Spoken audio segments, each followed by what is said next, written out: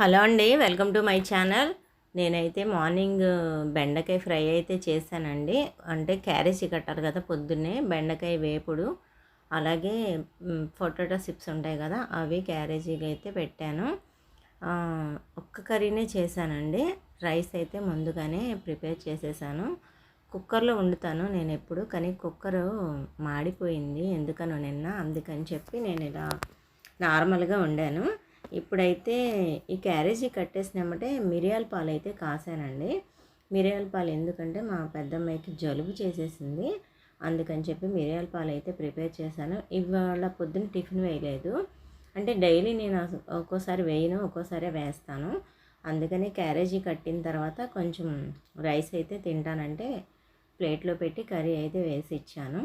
తనకి బాగా జలుబు చేసేసింది, జలుబు చేసి గొంతు అంతా పోయిందనమాట. అందుకని చెప్పి నేను ఒక గ్లాస్ పాలు తీసుకుని ఒక అర గ్లాస్ వాటర్ వేసి సరిపడా తీపికి బెల్లం వేసాను.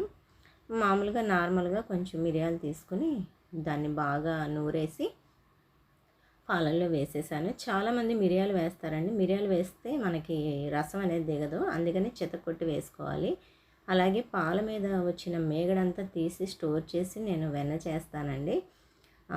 ఎక్కువ శాతం నేను పాల మీదే తీస్తాను, ఎందుకంటే మేము పెరుగు అయితే తోడేసుకోం. ఇప్పుడైతే పాలు అయితే కాగిపోయినాయి, ఈ పాలు వడపోసేసి ఎవరైతే తాగుతారో వాళ్ళకైతే ఇచ్చేస్తున్నాను. అలాగే పెసరట్టు అయితే వేస్తున్నానండి. చట్నీ అయిపోయింది నా దాకా వచ్చేపాటికి, అందుకని చెప్పి ఉట్టిదే వేసుకుని తిందామని చెప్పి పెసరట్టు వేసేసి దాని మీద కొంచెం పచ్చిమిరకాయలు, ఉల్లిపాయ ముక్కలు, కొత్తిమీర, జీలకర్ర అలా వేసి కాల్చుకొని ఉట్టిదే తినాలి అనుకున్నాను. సగం ఉట్టిదే తిన్నాను, కానీ తర్వాత నిమ్మకాయ పచ్చడి వేసుకుని తిన్నాను.